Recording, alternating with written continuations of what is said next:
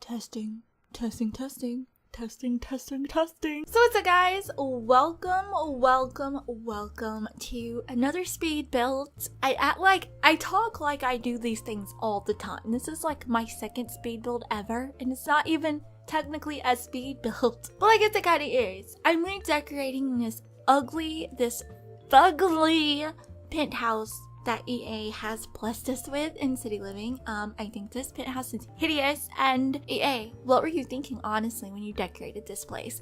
It needed a revamp. It had to be fixed. It just had to. And its day is today. I decided I wanted Lola for my Not So Very challenge to live here in this penthouse in this city. And what's so weird is I originally had built her a house. Like, I recorded myself building her a house and I decorated it and everything in Windingburg. But then I stopped and I thought about it and I'm like, wait, with her being like the major politician, like the challenge rule says, with her mastering the politician skill, it just made more sense to me personally for her to be in the city. I don't know why. I feel like big politicians are more like city people, if that makes sense. I don't know, okay? I don't know. So I decided I wanted to move her to the city instead. I don't know, it just felt more realistic to me. Okay, so I was thinking about this while I was redecorating this penthouse. Okay, this was unintentional, by the way. But I started thinking about the challenge and Lola and Carter's character, and I started thinking, wait a minute. These two really remind me of Blair and Chuck from Gossip Girl. I don't know if that's just me,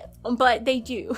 And it was unintentional. Like, I never tried to like develop these characters around Chuck and Blair. I don't know. It's funny to me. That's just how it came out. But we're doing pretty good in the challenge so far. Thank you for the guys who are watching. I love this challenge so much, and Lola's already doing so good. I think the next thing we have to work on with her, aspiration-wise, is having like 3 first kisses, which that sounds like torture, does it not? It sounds like a horrible nightmare. I don't know about you guys, but first kisses are just ugh to me. Ugh. I don't have a lot of experiences with kissing boys. I've only kissed like 2. So I don't know if it's just me. Is it just me, or is all first kisses with anybody just awkward? I don't know. My second first kiss though was way better than my first one.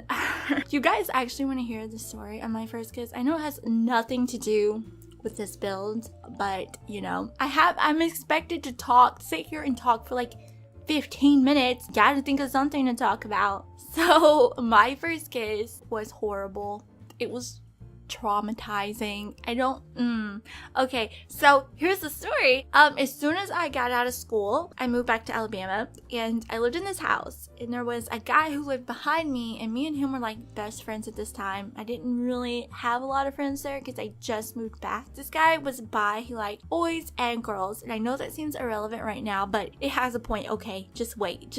So me and this guy was friends, and all of a sudden this new guy moves in next door to me, and this new guy is from across the country. First thing I noticed, this guy is super attractive, like unnormally attractive. The second day he moved into our neighborhood, I seen him outside, and I walked up to him and legit said, "Oh, you're really cute. We should go out sometime." Not even kidding. That's the first things I said to this complete stranger. First time we met, first time I talked to my neighbor, that is what I said. I don't know what's wrong with me. I've always been that way. Like, if I like a boy, they're gonna end up finding out, and it's gonna be for me. I just don't find that stuff embarrassing. I don't see what the big deal is with being afraid to tell someone you like them. I don't know. My brain is weird. Things that I should find embarrassing, I usually don't. And things that I shouldn't find embarrassing, I usually do. It's just a weird way my brain is programmed, I guess. I don't know. That's not the point. So I walk up to this guy and I just pretty much just throw myself at him. Thankfully, he found it adorable and we became friends. And it was like a flirty friendship, you know. And we talked every day. He came to my house every day. We chilled out every day. And I would like to say, maybe a month and a half after we met, we were in my garage one day with the door open and it was pouring rain. I'd already been on kind of like a date with this guy, so I knew he was like into it too. So I was like, hey, I haven't had my first kiss yet, like ever, and it's pouring down rain, and I've always thought it would be so romantic to have my first kiss in the rain, like The Notebook. It's so cheesy looking back on it now, like what was I even thinking? Anyway, so I kind of was trying to, tell this guy, hey, why don't you give me my first kiss in this rainstorm? Like, perfect opportunity. And at first he didn't catch on, but he finally got it through his head, and he took me outside in the rain, and he grabbed my face, and our lips met. And what's the first thing this guy does? Shoves his disgusting, nasty tongue in my mouth. Okay, pause. Can I just say, if there's any guys watching out there, if you are giving a girl her first kiss, do not, under any circumstance, stick your disgusting mouth snake in her mouth. Like, why? Gross. And of course I was taken off guard, and I had this weird disgusted look on my face, like, I know I did, and he was like, oh, I'm sorry for my bad kissing. So even though it was the worst thing ever, and it was super awkward and super gross, I was still excited because it was like my first kiss, and I cherished it, and I smelled like an idiot for the rest of the day, literally, because I just had my first kiss with this guy that I liked, so I thought things were great. He never called me back again. He never came over. I never heard from him. It just like he vanished off the face of the earth. If he wasn't my neighbor, I would have just assumed that he died, but I know he didn't, so what the heck? After a month, I got super angry with the situation, so what do? I go put on a dress, grab this little pink guitar that I had, and I did a cover of Forever and Always by Taylor Swift, and I posted it on YouTube. I was so cheesy, like, why do I do this stuff? What makes it worse is not only did I post this video on YouTube about this boy, I also put his full name in the video, like first, middle, last name in the video. I wanted the whole world to know what a jerk he was. Was it wrong? Probably, yeah. But at the time, I was too savage to care, and I was too pissed. So I did this.